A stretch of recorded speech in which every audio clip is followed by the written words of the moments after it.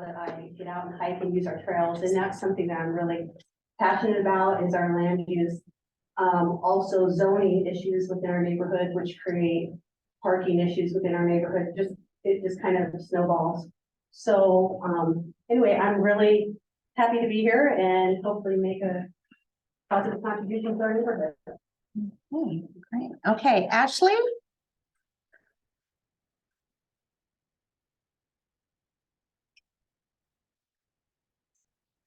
Hi, I'm Ashley Rayback. I've lived here for 20 years. I'm from Idaho, so unlike Catherine, I think it's very green here. Trees. I love my neighborhood so much that we bought our first home and then we bought another home when we had more kids and didn't fit in our old home, and we've been there ever since. So we love our neighborhood. I love Provo South, and I'm one of my things I'm passionate about is education and schools. I've served in PTA forever, so school community council, various PTA roles. I've been the Provo Council PTA president, and now I'm the region director. So I'm used to working with a lot of different people in Provo and around the area, and I like it and I enjoy it. I enjoy working with people and making Provo a better place because it's so awesome and I love it. And I raise my kids here. I have kids from 17 to kindergarten, so I feel like I'm like really invested because I have a lot of kids here and they all have to make it and love it. So I enjoy the green.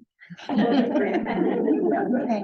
And no snow, like Yes. no snow. I'm Christina Davis, and I've got to live in several neighborhoods in our district, and so I feel really grateful for all the people before me who've done so much work in protecting and preserving our neighborhoods, and I have a great deal of respect for a lot of my friends and neighbors.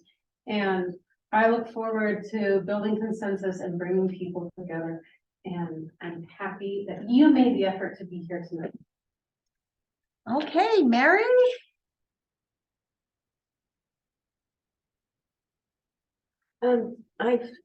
We've made Provo our home for 47 years. We raised all of our children here. We have 12 children, and 50 plus grandchildren. All but one of our children live fairly close in Utah here. We have one in Texas. I became involved with the neighborhood program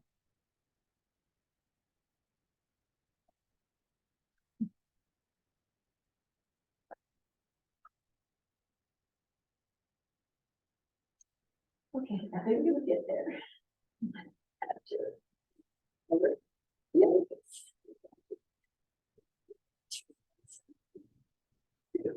And watching my own neighborhood and what was happening and what I felt wasn't right and shouldn't be happening. And so I just kind of watched on the sidelines for a while. I did what I could on the sidelines. And then, surprise of all surprises, I was elected chair of the the Spring Creek neighborhood. Not once, but twice. And so I've been doing this for about 9 years now. And I love talking to people. I love helping them solve problems in our neighborhood. I look forward to doing this on a grander scale for all of the people in our district. So we've been here a long time. My heart's in it. And I love the people here in Provo. We've made it our home. We love it. So that's it. Okay, great. Thank you so much. And now we'd like to open it up for nominations for chair, so district chair. So the chair is the one who runs the meetings and will be presenting residents' views at Planning Commission and City Council. So do we have any nominations for chair? Oh, yes. I nominate Mary. Okay. Got a nomination for Mary. Oh, yes. Catherine Hall. Yes. I'd like to nominate McKay Benson. Okay. Okay, and I also had a text message nominating Hannah Peterson. Who is it from? That is from Vicky Connect. I should first of all ask, Mary, do you accept this nomination? Certainly. Okay, and Catherine, do you accept nomination? Yes. And McKay, do you accept your nomination? Oh, there you go. And Hannah, do you accept your nomination? Okay, are there any other nominations? I don't see any.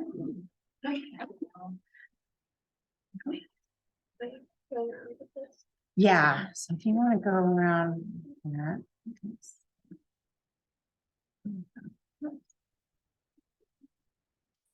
Oops, no, that. Your pen broken. Oh. Here, I've got it here. There's someone prepared, get you ready to start collecting. Yeah.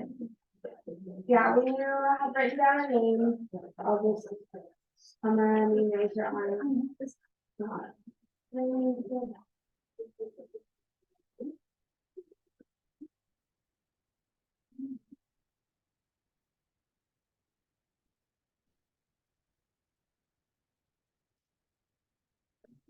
We have another. We have another box for collecting.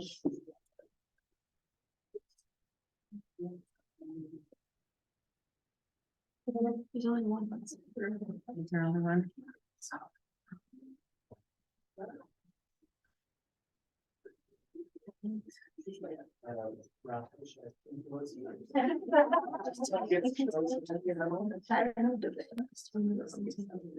District 1 introduction, and then the rest of the districts.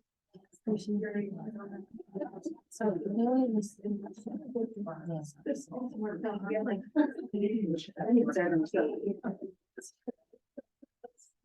I didn't know. I looked down and I was like, probably why.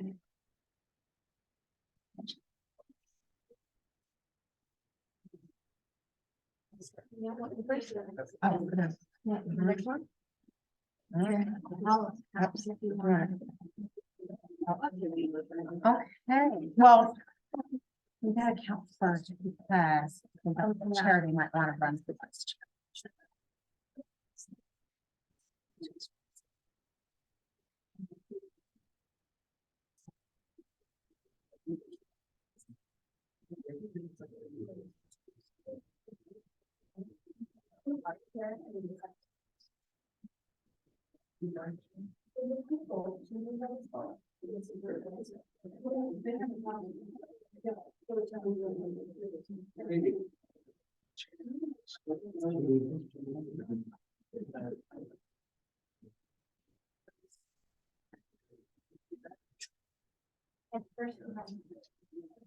Everyone get another paper?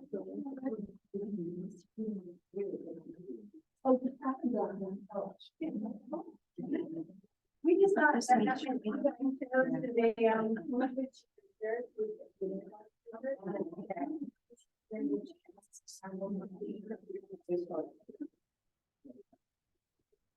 We have more.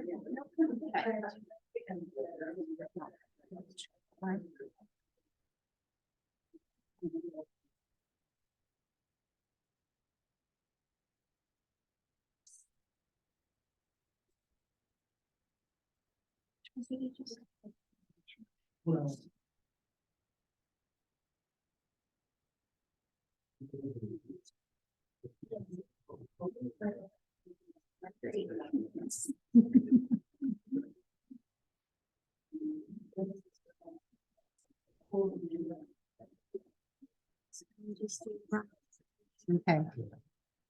Hey, we have a tie. So Catherine and Hannah got the most votes, but they tied. So now we need to do, Let's do another one of those. just those two. So everyone has their paper, so just pick one of those. Just Catherine or Hannah. Catherine or Hannah.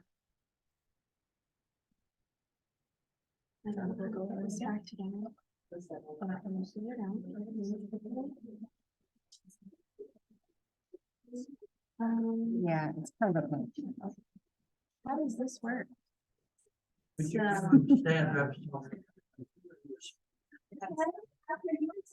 People who don't know you know. So Canada and Catherine and Australia. Did you do Yes, well, we're in the same neighborhood.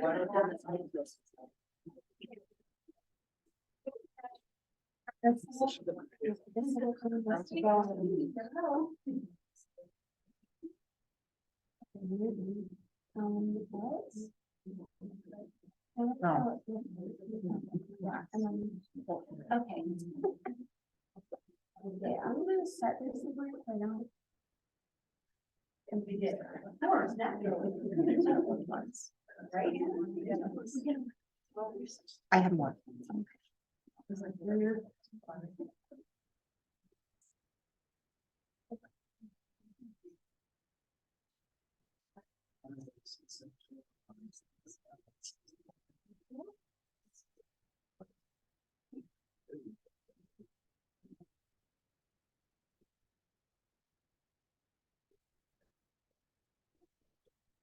Leo?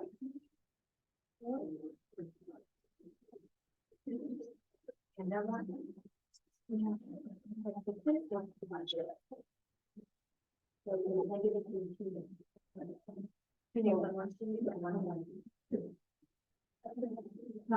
Got it, okay. Well, that's it.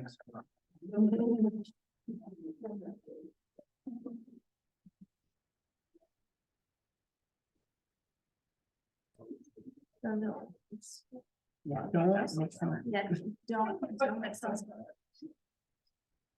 Yes.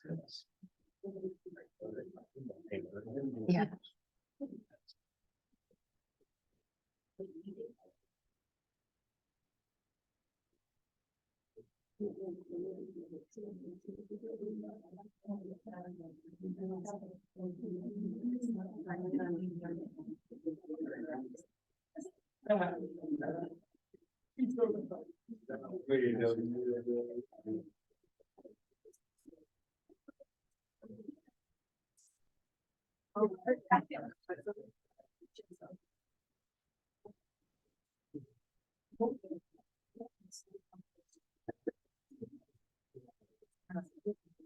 Okay, everyone got another paper? Well, I don't have any online yet. Yeah. It's just the Zoom audio is not working. Is it still, It's not not working. working? Working now. Yeah, How long ago did they text it? Is it right now? Or No, I don't know. it wasn't working earlier, but like 10 minutes ago we got it fixed. So. How many are on?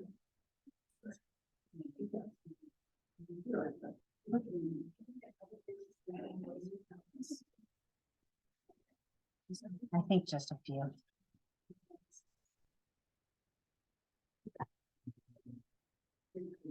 Yeah. Okay. Okay, our new district chair is Catherine Hall.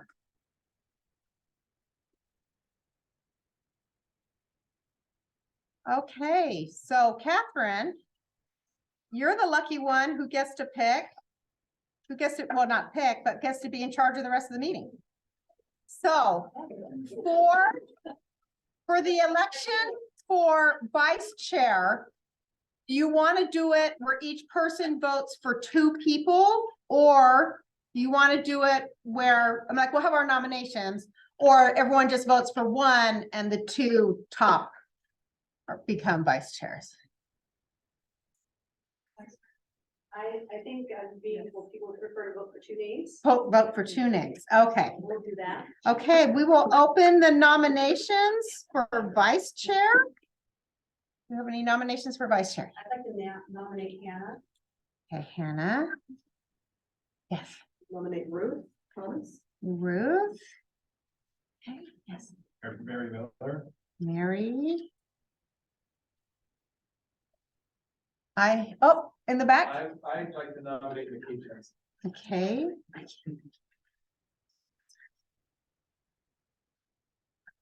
Rachel, how many people are online? There's 3 people online. Okay, and I have from Vicky Connect, vice chair, she would like to nominate Ashley Rayback, and we already had Mary. So Ashley. I'm gonna highlight those Yeah. names. Do that. Okay. And if anyone online, if you would like to nominate anyone, just message me then. So we got Hannah. We have Ruth. Oops. I'm sorry, I asked this question. Is it still the top 2 people from this vote are going to be elected? Yeah. Okay. Yeah, But you get to go to it. you get to pick 2 names, okay, and Ash. Not one name twice. Yeah. Creative minds. Okay, so yeah, so Hannah, Ruth, Mary, McKay, and Ashley.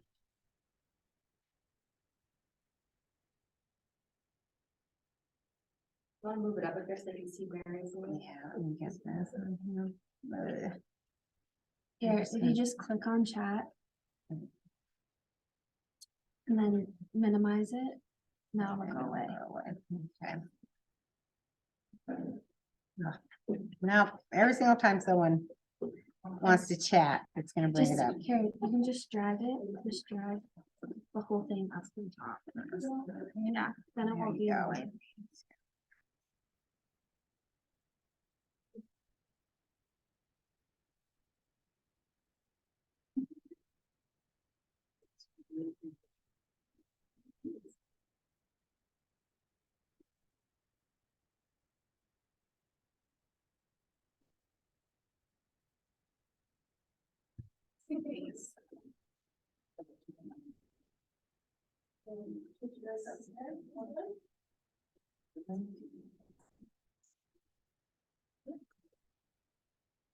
Okay. Got everything. We'll hand out the secretary. Yeah. Thank you. Okay, we're gonna do one more vote for secretary after this one, so we're gonna hand up more. And then there's one. Oh, it's fine.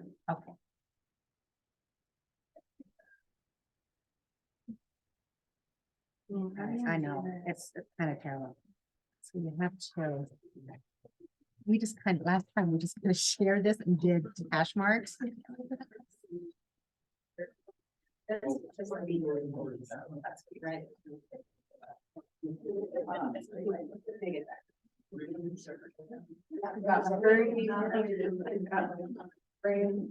I'm just the first.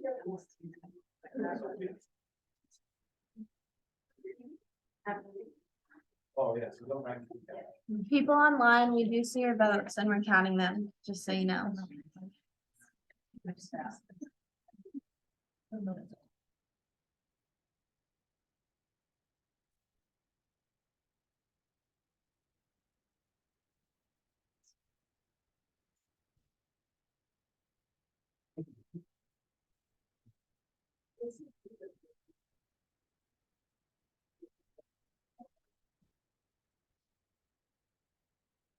Any questions?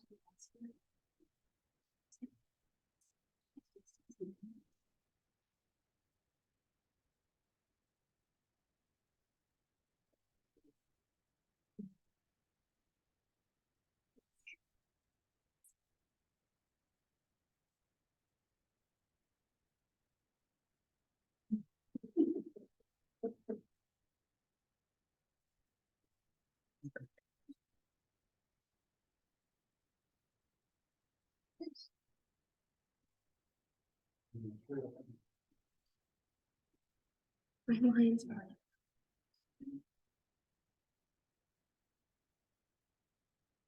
Okay, and then.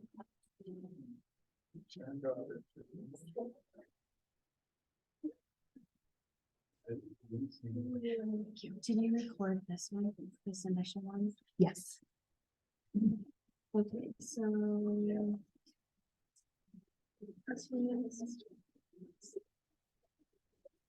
Yep, that's right. Okay. Okay, so our vice chairs are McKay and Ruth. So McKay Johnson and Ruth Eldridge.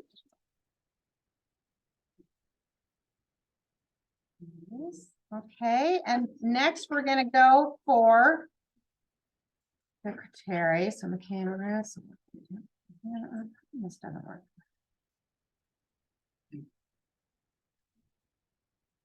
Okay, do we have? This never works.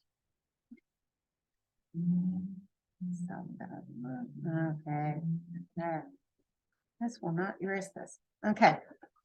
So do we have nominations for secretary? I nominate Hannah Peterson. Anna. What is the role of the secretary?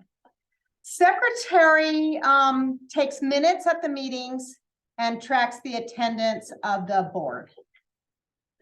And then the types kind of writes up the minutes and then sends them back to me, and they then get sent to the like the city planner to be included. Yes. I'd like to nominate to do that. Ashley. Okay, so we've got Hannah. That's not that event, they're actually organized out of the rest.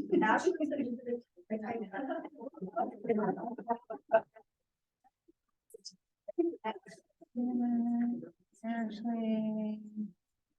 Okay, and oh, Would anyone online Oh. like to nominate anyone? right, and Vicky Connect also says, she says either Hannah, Ashley, or Mary.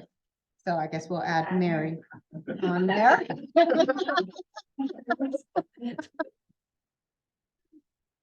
How about asking if these people want to be? Yes, Yeah. so Hannah, do you want to? Sure, but I do not take this stuff. Okay.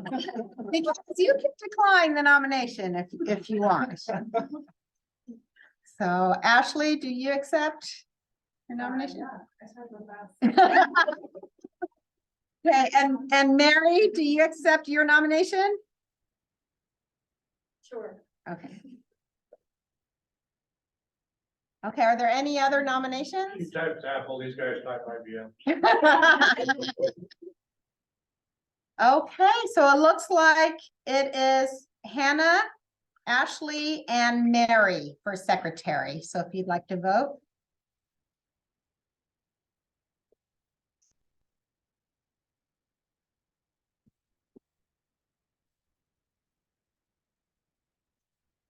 And again, online, just send me a direct message.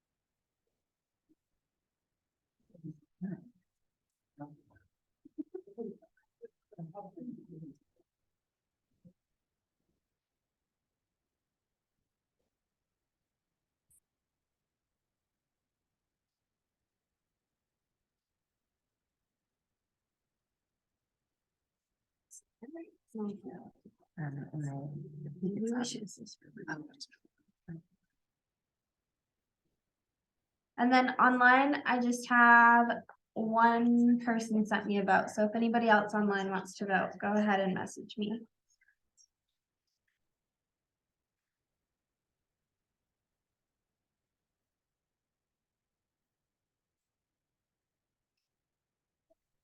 Yeah, we're done.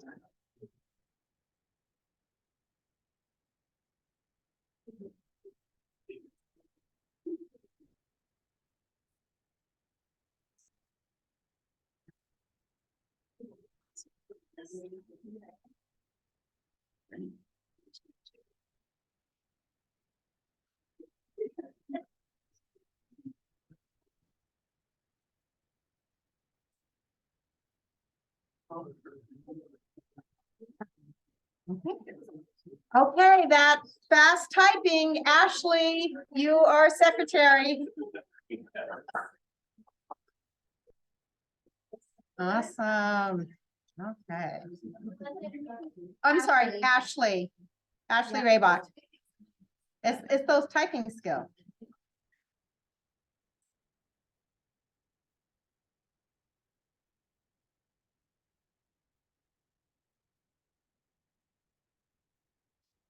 Hey, okay, so Catherine, you're in charge of the rest of the meeting. So if you want to open it up to public comment. You want me to stand up there? Yeah, if you want to stand up there.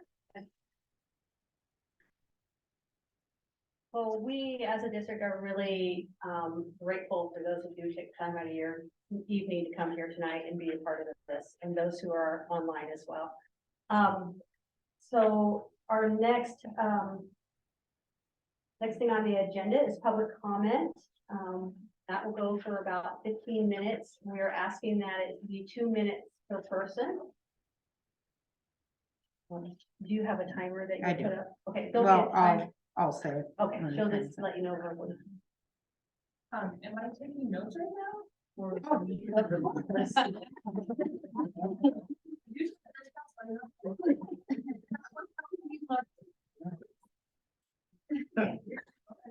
Or this is like more visual.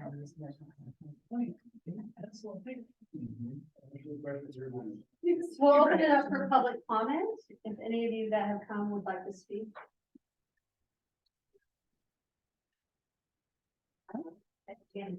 Or please state your name and do you need where they're from or no? Neighborhood. Oh, yeah, neighborhood would be good. Angie Carter, I am from the Provo neighborhood, and I need to talk louder. So, one more time, Angie Carter, Provo neighborhood, and one of the things that I'd like to see this group work on is getting a park closer to our neighborhood. We don't really have a good park with restroom facilities and anything really in our neighborhood. The closest thing we have is Bicentennial Park. That's not close enough to walk to for my neighborhood. So I'd like to see us get something. Most of the other neighborhoods have something along those lines. And I think our neighborhood needs something like that. Thank you.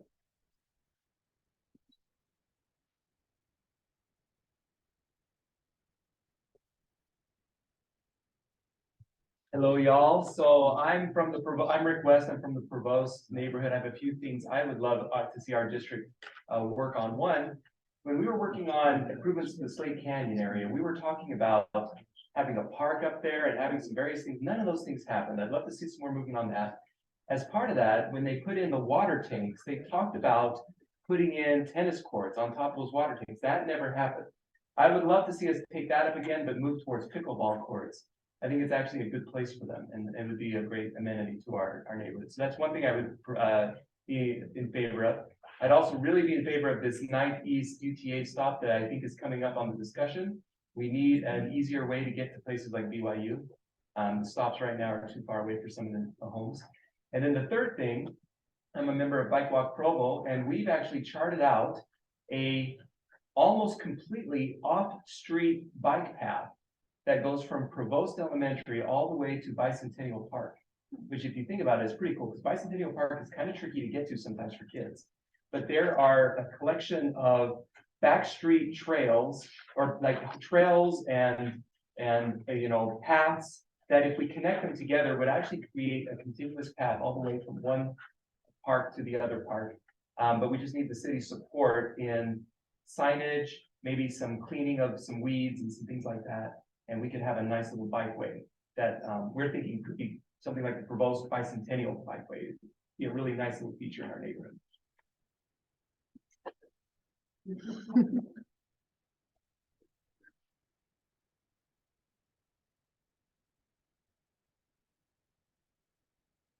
My name is Mr. Marinor. I'm happy to support the program. I have an idea on this concept of public meetings. I asked one of the council person, some perhaps ones here can confirm for me. The public comment time is just that, it's a comment. Now, where that goes from there is up to those who are in charge. So these comment meetings, my understanding is this is for the board to pick up and run with these ideas. You hear something you don't like, pursue it, like that. Here's something you don't like, let's look into that too. So I'm promoting that in a personal way. I have a little dilemma I haven't dealt with yet. It needs some background checking and to make sure I know what I'm talking about. But in southeast Provo, we have an excellent industrial park. It's got a border down in the Springle. Really fantastic views of that area that used to be they call it Ironton. The dilemma is, one of the rules in the pig zone is not to be putting a tow yard when you drag your car off against a residential area. And that's exactly what we have in our backyard, right against the residential area. I counted 8 different code violations when I put it there. So I need to look and see where it came from, how, what it's about, if I'm right about these concepts. It's one of my pet peeves I'm going to be looking into, and I'll take it up with my adjacent board member.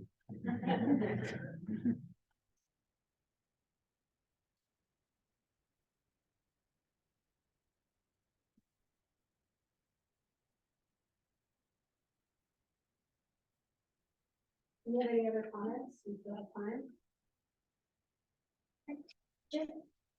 Go ahead, go up there.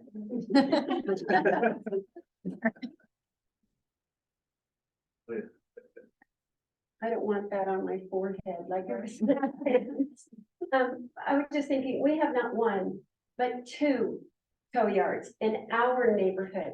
I realize that Spring Creek is kind of so far away that I'm not even sure if you all know where that is.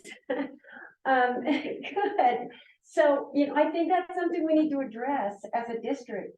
Why do we have 2? It's just like us having 4 storage unit things within a mile of each other, all down our way. So, and we do have a magnificent development coming. I talked to them, they're back on it again. Coming down State Street. We will make, my goal is that we can all work together to make the southeast gateway to the city beautiful, absolutely beautiful.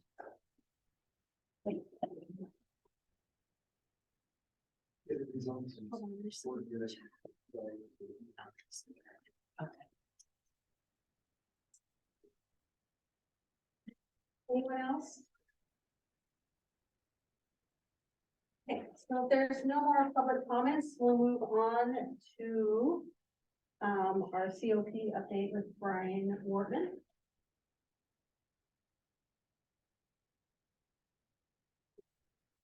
How are you this evening? Like a disappointment on how fast hiker. I'm a transplant originally from Virginia, but so I'm over District 2, the whole district. As far as I know, the city and COP, the districts are kind of broke up a little bit. Just a couple of updates.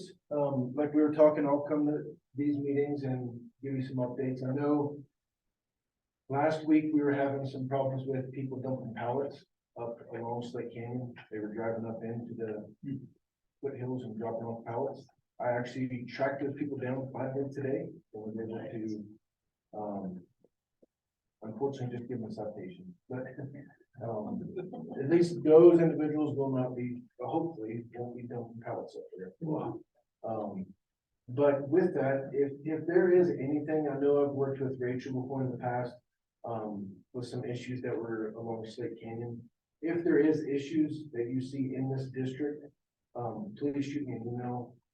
I'll give it to you later and give you my contact information.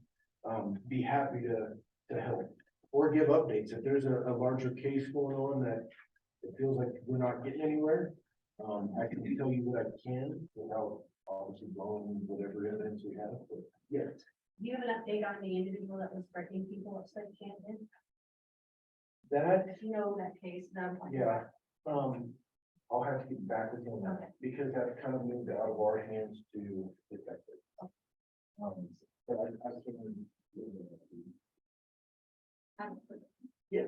We have a lot of speeding cars on State Canyon because it's, a continuous 2 miles of no crosswalks and no stop signs or dips and certain things. So, about 2 months ago, we had a man turn into the oncoming traffic, and he totaled 3 cars that were parked just next to our house. They were all totaled, and it was pretty scary to think, and he was going 71. And so we just need help on Slate Canyon. We need tickets, actually. I know we see a police car come once a day, and we all wave going, no, don't leave today. You know, with the radar gun and really kind of. With, I know we get a lot of requests in the little trailers that tell you how fast you're going in the hill. And Yeah. the speed limit is. We have those. Those, unfortunately, the city only has certain ones. Yeah.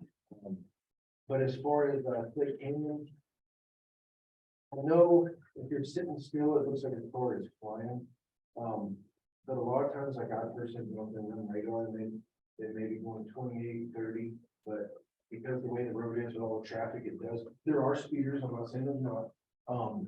And I personally have run radar, and then our motors division is supposed to be on it when they have. Unfortunately, with the last couple of weeks with the weather, they seem to be a lot more busy with accidents and that sort of thing. But I'll definitely, I'll run radar up to a lot more. Thank you. Is it possible to get roundabouts up there to maybe slow traffic down? That has nothing to do with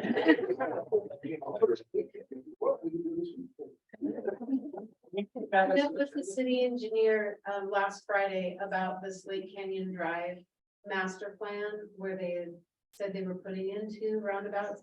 But because the engineering department has transferred out their 2 lead, they didn't have record of the whole plan that they spent all that money doing. So as of last week, they didn't have records of it, and they're looking it up for us. So thanks for bringing it up, and we hope that we can all ask enough questions that it will rise in the stack. And we're hoping on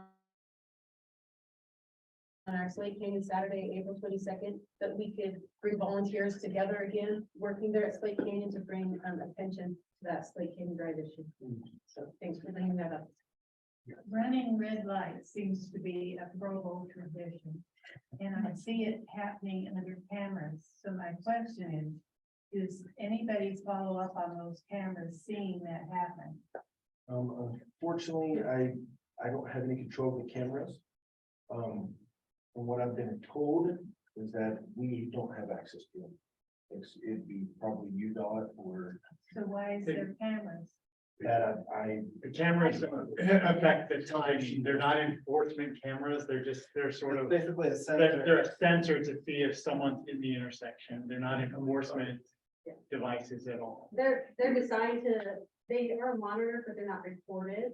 And they're designed to make sure that the lights are changing in a timely fashion for the traffic that's at the intersection, everything. But I do know there's a bill to bring back traffic cameras that they're gonna discuss in the legislature this year. So if that's something you can talk to your representatives about, if you feel like that should be voted yes or no. Provo doesn't currently have traffic cameras that are enforcement cameras, right? One other thing, it was actually in the downtown district, but which I'm over also. If I know graffiti is, for some reason, people, I don't know what people get out of that, but they do. So if you do see graffiti, or even better, if you see somebody graffiti it, because in this particular case, a guy had on his cell phone, the guy painting, and then actually confronted him, and then the guy ran off. But he didn't think that it would do any good to share that video or call the police. I just happened to run into him at one of the downtown meetings, and he showed me the video. I had him emailed to me that afternoon. He already has a person's name, where he lived, everything. So if for some reason, even if you think it's nothing, like the people dumping pallets, all they have is a video of the car going by, but we were able to slow it down enough to where I can get a partial plate, track it down, and then it was an out-of-state plate that it took me like 3 days, but I was able to track the person down. So even if you think you don't have anything, it's still worth sharing because it may be a vehicle that we just, because on the police side, we have what they call pass-on log. So every shift goes over the pass-on log. So in that particular case with the pellets, I had a picture of the truck and a partial plate. And so I put it out for a couple of days just in case somebody ran across the truck.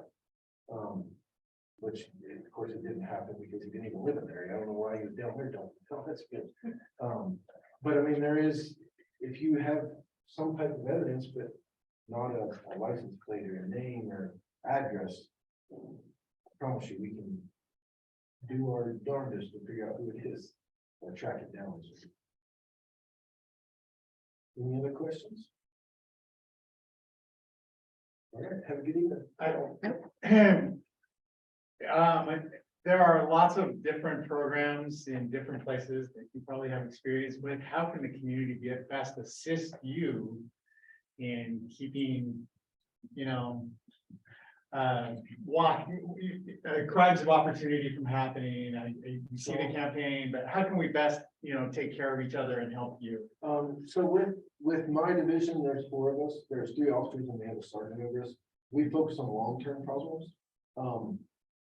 And I know that we've all seen the little signs and stuff, the high block keep. But before I came over to this division, when I was a patrol officer, I cannot tell you how many vehicle burglaries and stuff like that that I took, that the people's car wasn't locked, or they just had their purse sitting on their seat, or this one poor girl, she had worked at Applebee's or something, and all her tips every night, she kept in a gallon Ziploc bag on the passenger seat. And then couldn't figure out why somebody broke in and took the money. I mean, it's just, if it's in sight, it's an easy target to lock this stuff up. Bike thefts are real big throughout the city. We've really been focusing on that. I don't have the exact stat, but I bet over half of them, the bikes aren't even locked. They're sitting on the porch by the front door, which in theory, you should be okay. However, it's a lot easier to grab a bike that's not locked than one that is locked. So just make sure your belongings are locked up, your anything valuable is out of sight. Can I add porch lights? If you'll turn your porch lights on, that has been proven repeatedly in Southwest Provo is a good example of that. The Franklin neighborhood, probably about 10, maybe even 15 years ago, they were having a lot of crime there, and just keeping your porch lights on deters crime. And it also helps officers who do respond because they can see what's going on in the neighborhood. So porch lights, if you can keep your porch lights on, encourage your neighborhood to do that, that deters crime also.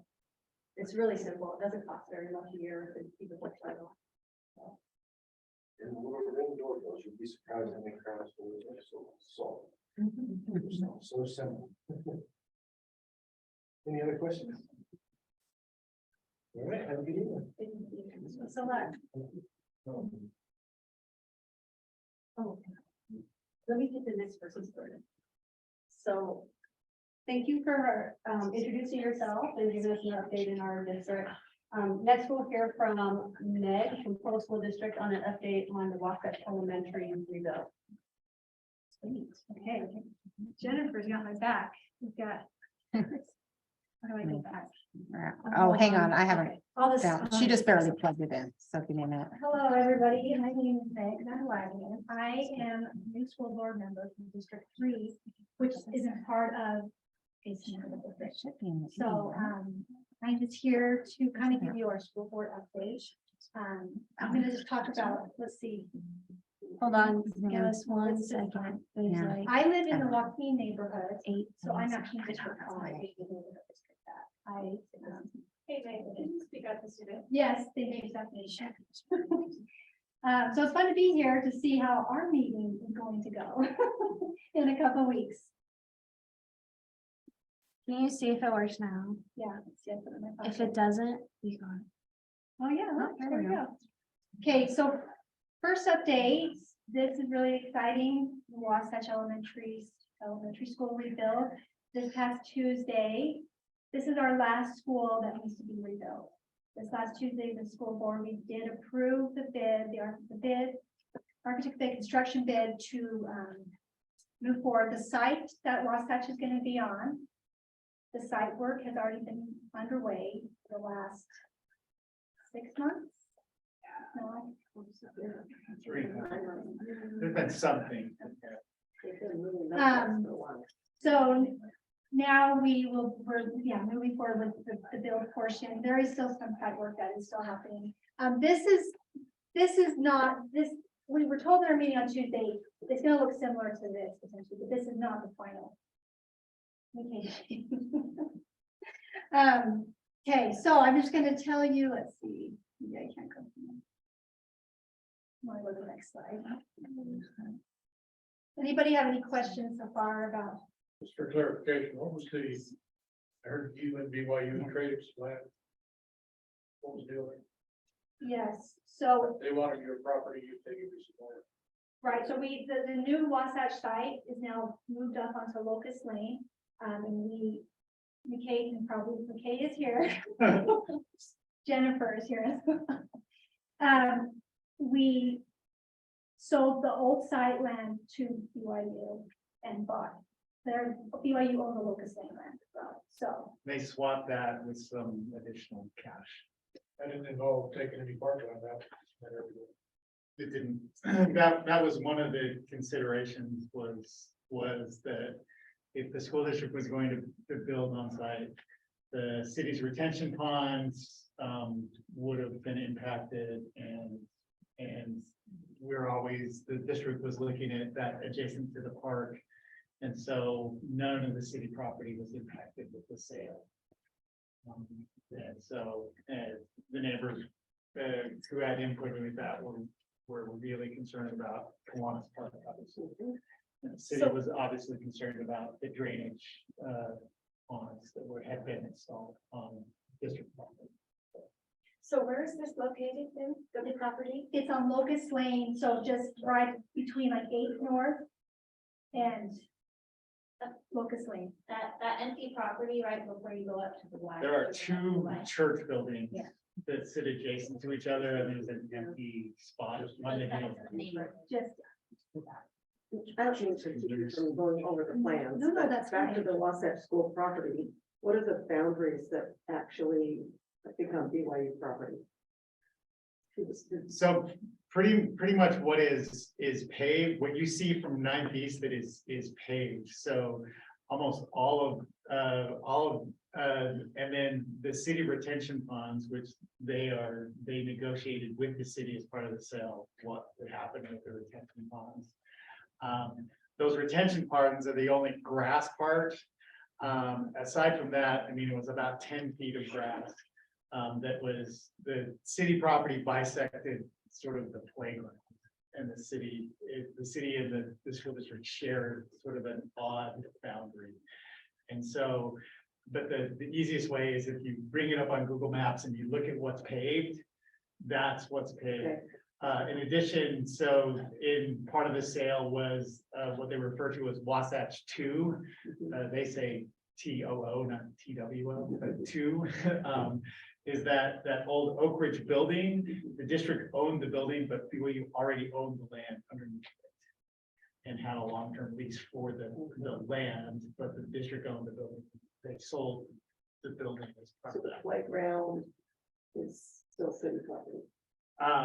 Yes. Playground over to the tennis court. Yes, all the city, the tennis courts, and where there's a juvenile playground for really young kids that was established by the neighborhood in one of the matching grants, the neighborhood grants, and that's still city property.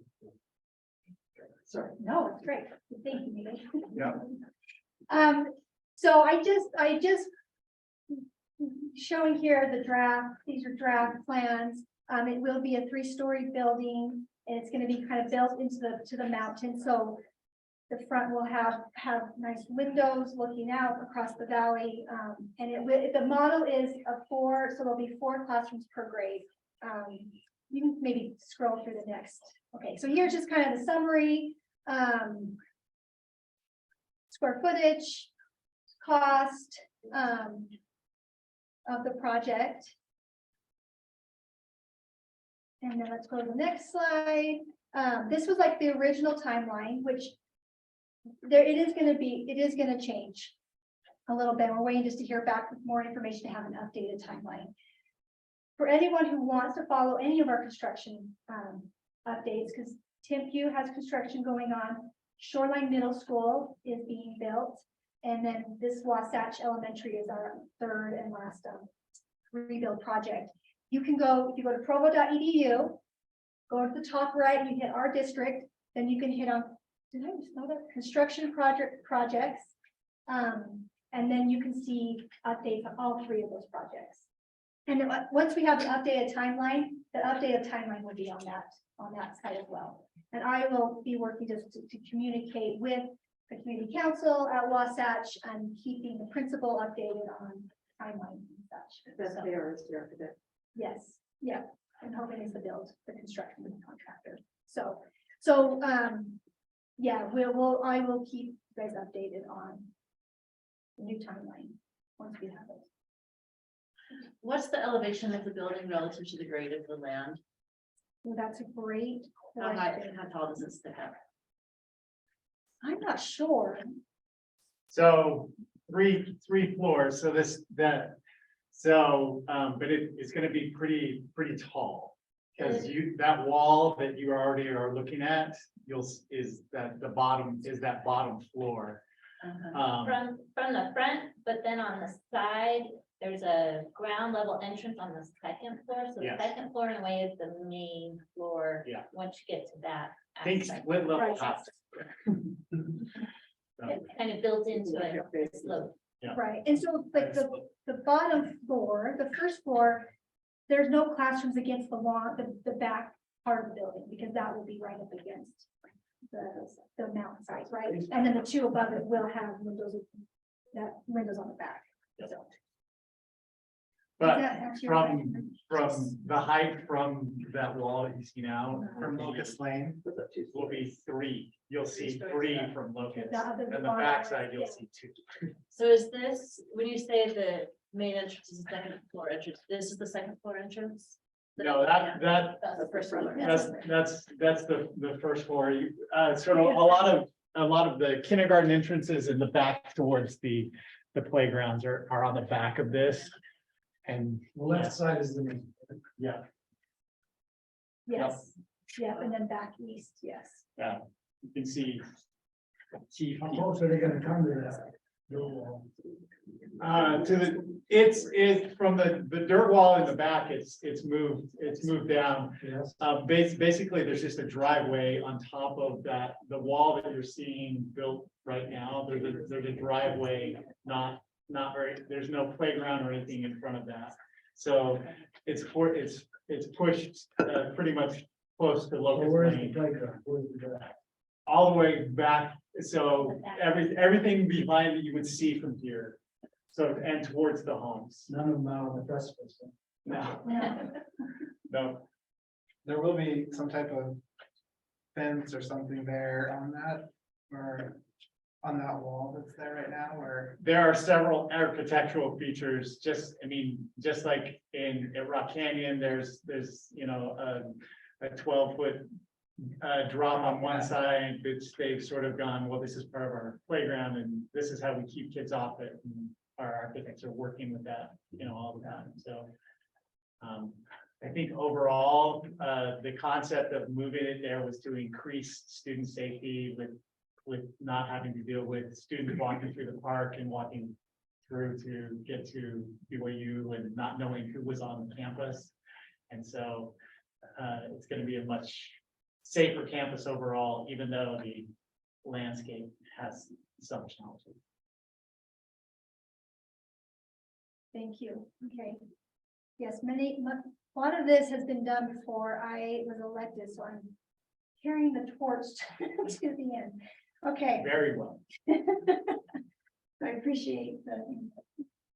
Okay, the last thing I just wanted to share is the school district is hiring a new superintendent, which is really exciting, and we're underway. So we want input from community. So we are going to be hosting 3 superintendent input meetings. February sixth, Rock Canyon Media Center, 6:30 to 7:30. They're all at the same time, as you can see. The Timpanogos Media Center, that meeting will be in Spanish only. And then we'll have one at Provo High, on Wednesday, February 8th. So we would love for you to come if you can.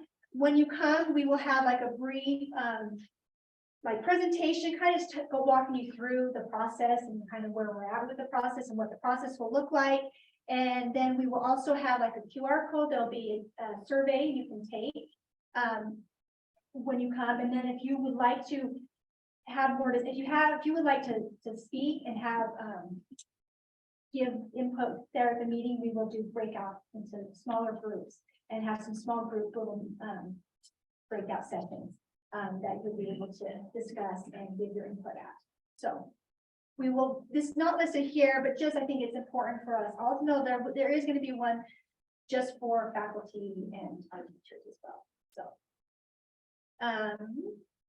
any questions about that? Okay, that is all I have for you. It's so nice to see all of you. Thank you for giving me a little bit of time.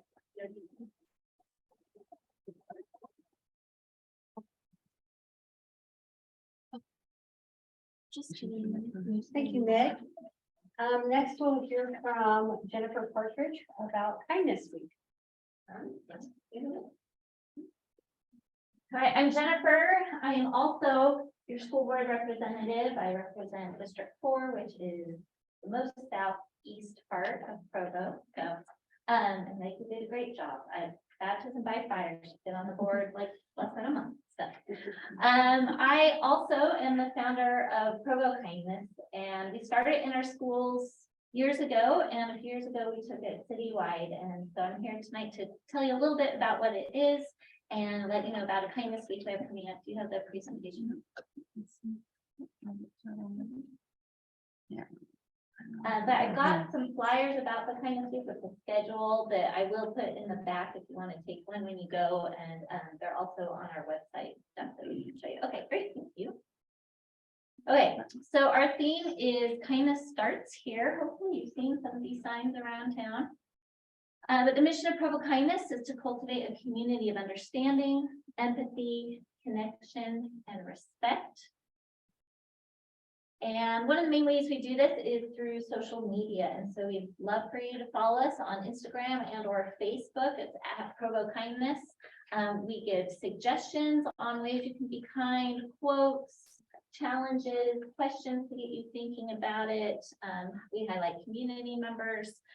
We talk about lots of definitions of kindness. I think sometimes people hear kindness and they just think of a service project, which is an aspect of kindness, but there's so many other things that kindness involves. So those are just some of the ideas that we share. We have different events that we do throughout the city, service projects and other community outreach. As I mentioned, we have kindness clubs in all of our schools. We have 18 schools here in Provo, and in these clubs, the students lead out on being kind. And we do a retreat every year for them where the leaders can get ideas and inspiration, and then they take it back to their school. They get ideas like all of these, and then they find ways to get their entire school thinking about kindness. And I'm just so happy to see like how much these students are involved in that, and we realize the adults need it too, right? So we're trying hard to do that, and one way we do that is through the Kindness Week. So Kindness Week is coming up February 13th through the 18th, so you can just remember it's the week of Valentine's. And we have some different activities. These are pictures from past years. This is a version of the flyer I've got for you today, but we're going to have a kindness quest. Actually, I'll talk about that in just a second. We'll go through it. So, but first, we have a kickoff on Monday night at Centennial Middle School Auditorium. We're going to explain what the week's going to entail, how you can participate. Noteworthy, which is BYU's women's acapella group, is going to perform, and we'll have free crumble cookies for everybody who shows up. And it's a family event, so kids, no kids, single, married, whatever, we want everybody there. So tell your neighbors. Then on Thursday night, we are having our community conversation, and this is an opportunity for you to get together with other people in the city We put you in small groups and give you some guiding questions where you get to know each other, but also can talk about things like, what does community mean? How do we build community? And you get to hear each other's stories, and it's everybody who leaves that just loves those. We have limited spots on this, so you can go to our website, provokindness.org, and reserve your spot. And just for coming, you get a free gift, and we should have some food there as well. This is the kindness quest that will happen throughout the week on your own pace. You can print this off, download it, pick it up at one of the stations we're gonna have around town, like the rec center. But you just choose different things off this list of what you want to work on during the week. And if you complete at least one in each of our categories here, then you can choose a prize, which would be a free t-shirt, a yard sign, or a sticker, a Kindness Starts Here sticker. And then on Saturday, we're having a celebration. That's a picture from another year when we chose to do it in a warmer month. But it's going to be at the rec center, and we're going to have booths, and you can come pick up your prize and just have some fun with us. And then throughout the week, Miss Provo is doing a shoe drive, gently used shoes that go to third world countries and help women there start their own entrepreneurship and make money for their family. So bring your shoes to any of our events. And that is Provo Kindness. So any quick questions? I know we're finished our own time. Clarify, your coincidentally, I'm still board, but this Correct. is. This is totally separate. This is my other job that I don't get It's paid your for. other job, yeah. But it's been, where does this fit in the city organization, or is this just a? This is a group of grassroots volunteers that has the blessing of the city, and they give us some support, cheer us on, advertise for us and I stuff. mean, you'll be here 4 more times, 4 more cities. Yeah, I was here last week. You were here last I have week? good friends now. So, yeah.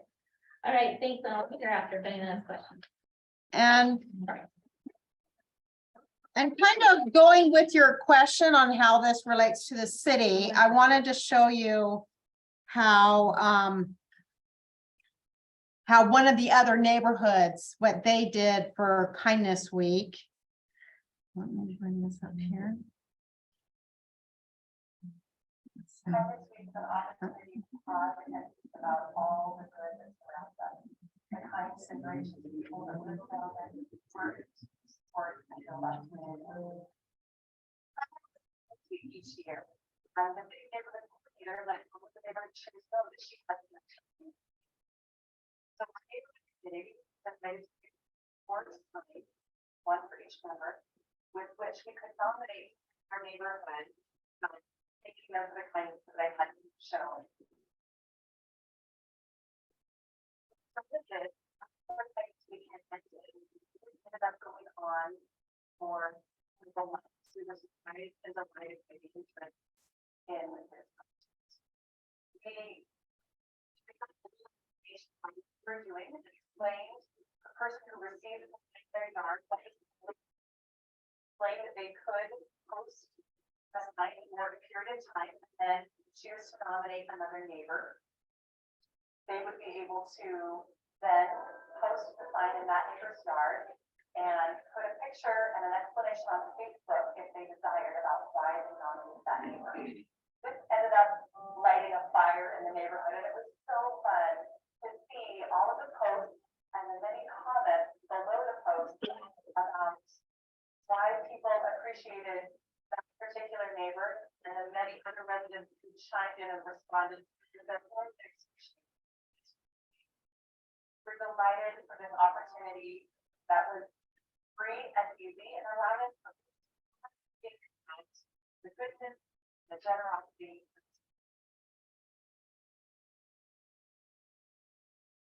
Seeing just how much excitement this generated.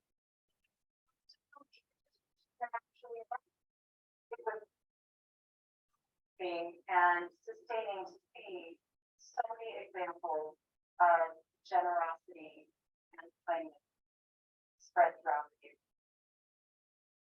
year. Okay, so I don't know if you were able to hear that okay, but the Grandview South neighborhood, they got some of these signs and they put a sign in someone's yard with a note saying, hey, I saw you do this kind deed. I really appreciated this. Here's a sign in your yard. And now you need to nominate someone else. So then that person took that sign, took it to someone else's yard and said, hey, thank you for this. And they posted it on Facebook. And it actually went on beyond Kindness Week. They did it for about 4 months. The sign just traveled from house to house to house in their neighborhood. Everyone kind of giving a shout out about kindness that they had seen their neighbors do. So if you want to participate, I do have signs and they come with a little instruction sheet for one for each of the neighborhoods that we have. So you can come get those afterwards. But okay, and I'll hand it off over to you. Thank you for that. I'm excited. That's my birthday week. So I like to do random acts of kindness on my birthday, so I try to do 14 because my birthday's on Valentine's Day. So I think I'm going to be participating this year. So thank you for that. We're going to turn the rest of the time over to actually Rachel. So, and this is just, we wanted some ideas as far as, and so Ashley's going to be writing furiously, future topic ideas. You guys have already brought up a bunch, like you mentioned the park over in Provost. I know the fire department came to me and said, we really want to do a presentation for your district on the Wildland urban interface, the WUI, talking about clearing the brush up there right by the foothills. So they would like to do a presentation on that. Engineering came to me and they said they would like to do a presentation on UTA adding a UVX stop on 900 East.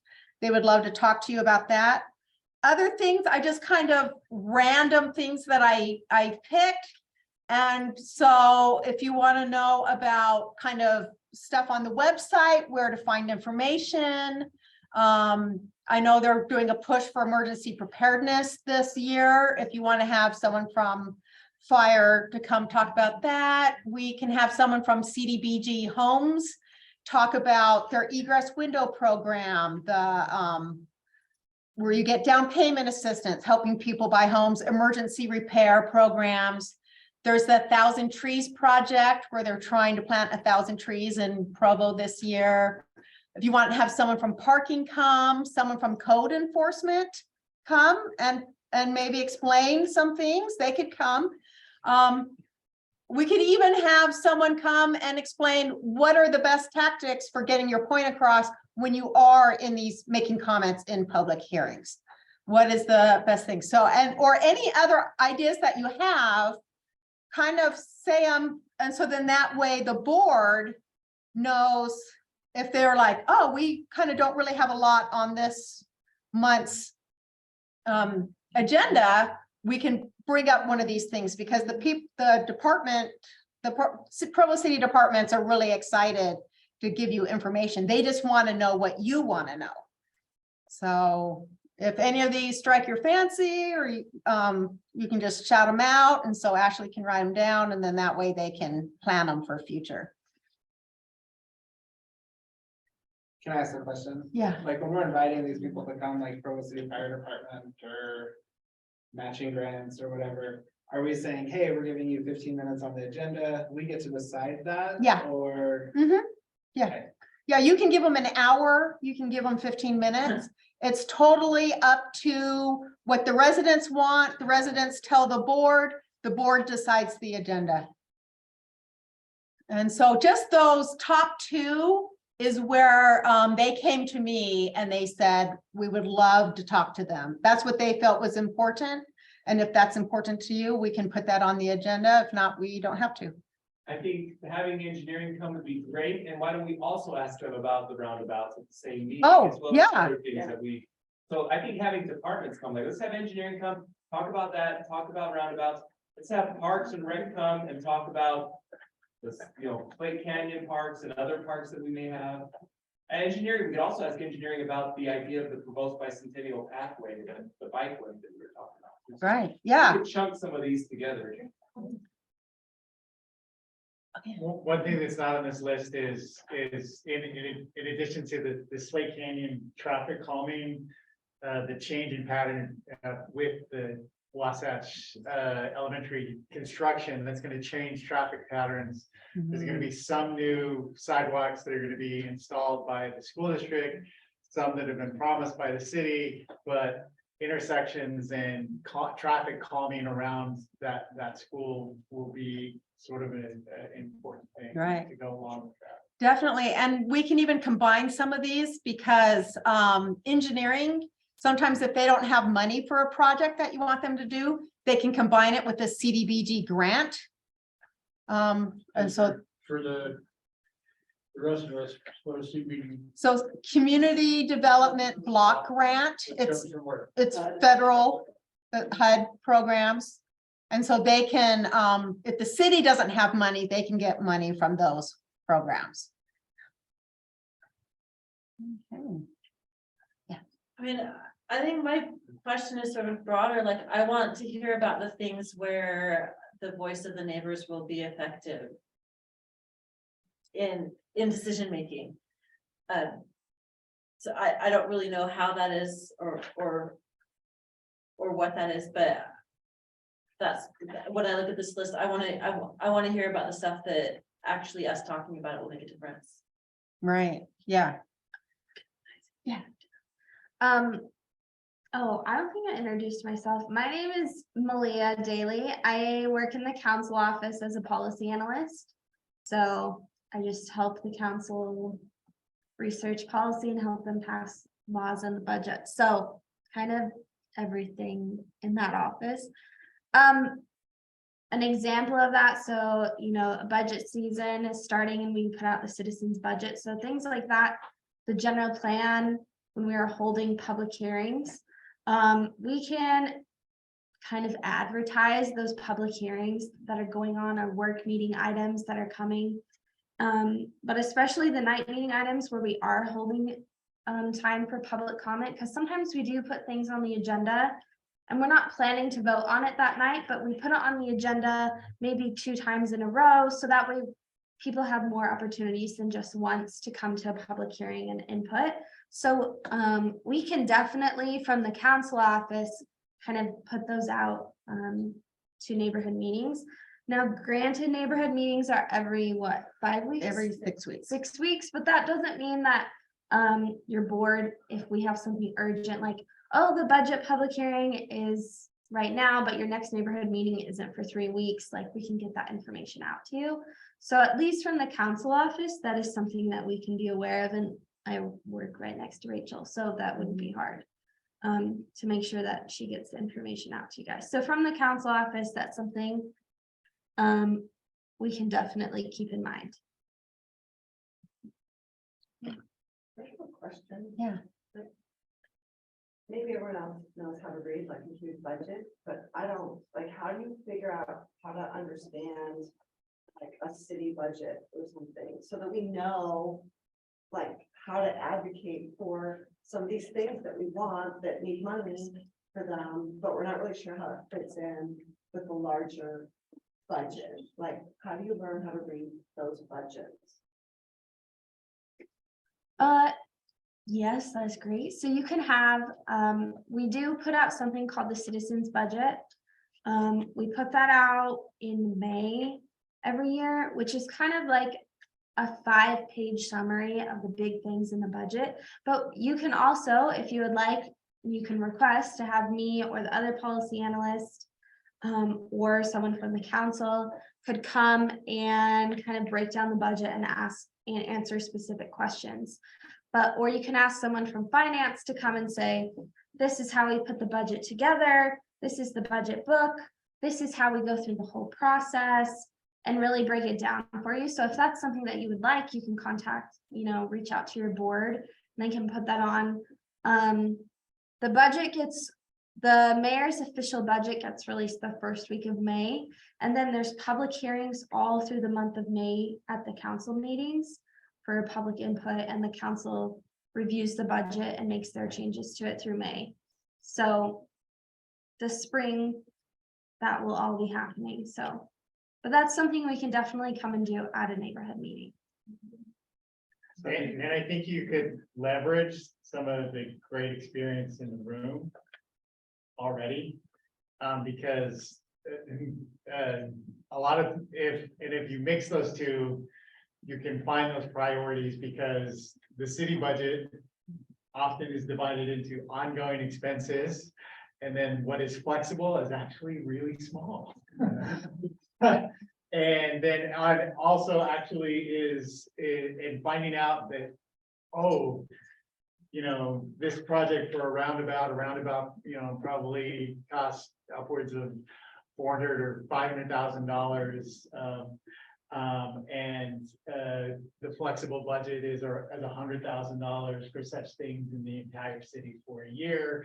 Not that that's the actual number, but knowing what those challenges are and knowing that it's not just advocating for 1 year, that it might have to start multiple years to also sort of advocate for a revenue source and all those things. But I think that if we start learning about all those things, money is basically politics, and politics is the best story combined with a constituency to make it happen. If you have a best story and a constituency, and so the great thing about this new neighborhood program is it gives us a bigger constituency to put together.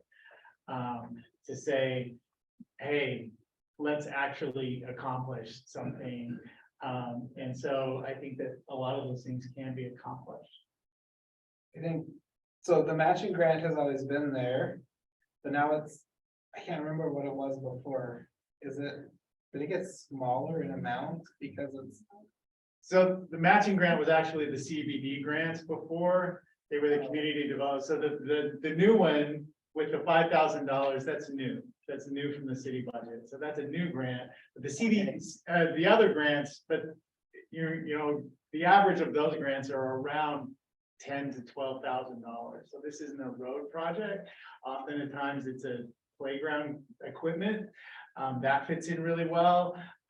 So yeah, we got materials for Slate Canyon. Right. Like we went up and did work 4 or 5 years ago, and they brought in more but that's gravel and that's stuff those, to build the track. And yeah, that's those community development grants that have always been there. And then so the $5,000 would be new. Well, roads in particular, I thought they did they raised the sales tax in Provo so that there was a consistent, reliable source of money, non-bonded for roads and sidewalks. Why do you talk about scarcity and unavailability?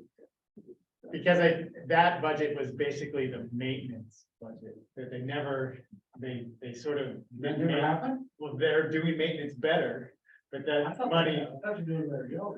that money is sort of already allocated sort of with the maintenance budget. And so when we talk about new things, that's when it gets scarce and not impossible, but it just takes that extra thinking. Right, and this would be a good thing to bring in engineering to answer all those questions. Yeah. Bring in public works and engineering and just they could just do a Q&A or a certain topic, whatever you want to do, speak to your board members. They're the ones who create the agenda. And they would probably love to get insight from you. And then I just put it online. They're the ones who create it. So I just kind of follow their lead. Okay. Any other questions or comments? Board members, how do people get a hold of board members? So I can show you. So on that website, the Neighborhood District Program website, if you go over here under documents, it'll say documents, Neighborhood District Executive Board Contact List. You click on that and you go to District 2. Oops, let me get that. And there's all your people, email, phone number, and that's how you can reach them. It's just all there online.